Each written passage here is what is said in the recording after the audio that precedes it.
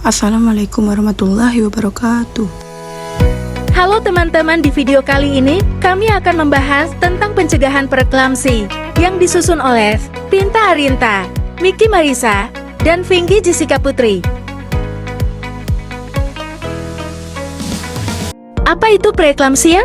Preeklamsia adalah timbulnya hipertensi disertai proteinuria dan edema akibat kehamilan setelah usia kehamilan 20 minggu atau segera setelah persalinan. Selanjutnya ada faktor risiko preeklamsi. Yang pertama usia, yang kedua varietas, yang ketiga ada faktor genetik atau keturunan, keempat hiperplasentosis, kelima mulahidatidosa, dan terakhir obesitas. Selanjutnya ada dua macam klasifikasi preeklamsia. 1. Preeklamsia ringan adalah suatu sindroma spesifik kehamilan dengan menurunnya perfusi organ, yang berakibat terjadinya vasospasme pembuluh darah dan aktivasi endotel. 2. Preeklamsia berat adalah preeklamsia dengan tekanan darah sistolik lebih dari 160 mm air raksa dan tekanan darah diastolik lebih dari atau sama dengan 110 mm air raksa disertai proteinuria lebih 5 gram 24 jangan. Etiologi penyakit ini sampai saat ini belum diketahui dengan pasti. Penyebab lain yang diperkirakan terjadi adalah kelainan aliran darah menuju rahim, kerusakan pembuluh darah, masalah dengan sistem ketahanan tubuh, diet atau konsumsi makanan yang salah. Namun, jika tidak ditangani secara tepat dan cepat, preeklamsia akan sesegera berubah menjadi eklamsia yang berakibat fatal pada bayi dan ibu, yaitu infeksi dan perdarahan yang menyebabkan kematiannya.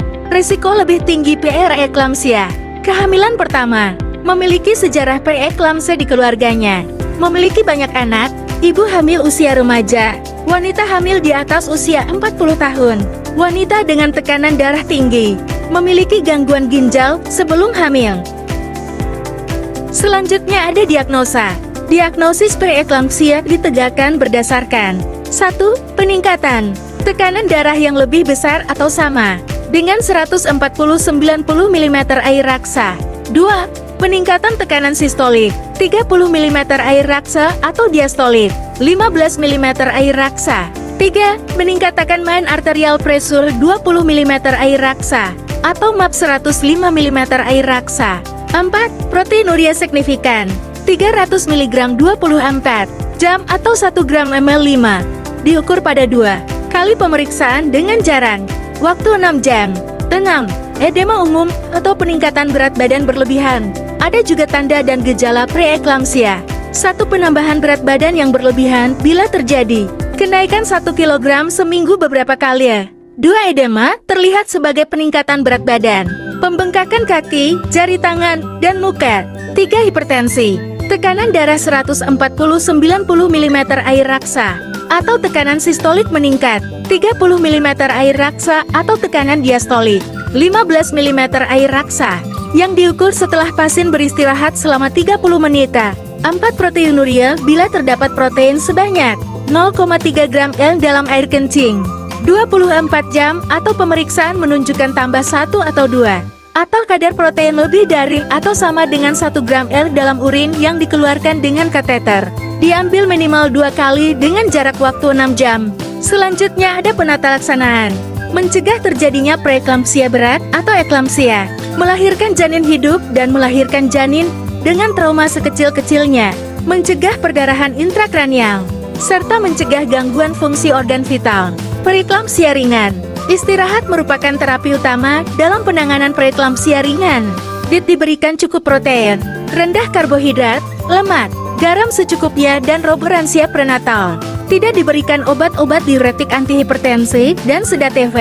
Dilakukan pemeriksaan laboratorium Hb, hematokrit, fungsi hati, urin lengkap dan fungsi ginjal. Indikasi rawat inap apabila tidak ada perbaikan tekanan darah, kadar proteinuria selama 2 minggu. Gak adanya 1 atau lebih gejala dan tanda-tanda preeklamsia berat. Preeklamsia berat. Pengelolaan preeklamsia berat mencakup pencegahan kejang, pengobatan hipertensi, pengelolaan cairan, pelayanan suportif terhadap penyulit organ yang terlibat, dan saat yang tepat untuk persalinan. Pencegahan preeklamsia. 1. Melakukan pemeriksaan rutin selama kehamilan. 2. Menjaga berat badan ideal sebelum dan selama kehamilan. 3. Tidak merokok ataupun mengonsumsi alkohol. 4. Rutin berolahraga. 5. Menjaga kadar gula darah normal apabila menderita diabetes. 6. Mengontrol tekanan darah tinggi. 7. Mengurangi konsumsi makanan tinggi garam. Adapun penanganan preeklamsi berat, yang pertama segera masuk rumah sakit untuk rawat inap. Yang kedua pengelolaan cairan. Karena penderita preeklamsia mempunyai resiko tinggi untuk terjadinya edema paru dan oliguria. Yang terakhir cairan yang diberikan dapat berupa 55 ranger, dextrose atau cairan Gorani Valjuna, tetesan 125 cm3 jam atau Mi-infus dextrose. 5 yang tiap ternyeteling dengan Weinringer laktat 151-25500. Selanjutnya penanganan preeklamsia ringan. Dipasang voli kateter untuk mengukur pengeluaran urin. Oliguria terjadi bila produksi urin 30 cc jam dalam 2-3 jam atau 500 cm3 24 jam. Pemberian antasida untuk menetralisir asam lambung mencegah aspiro jika kejang.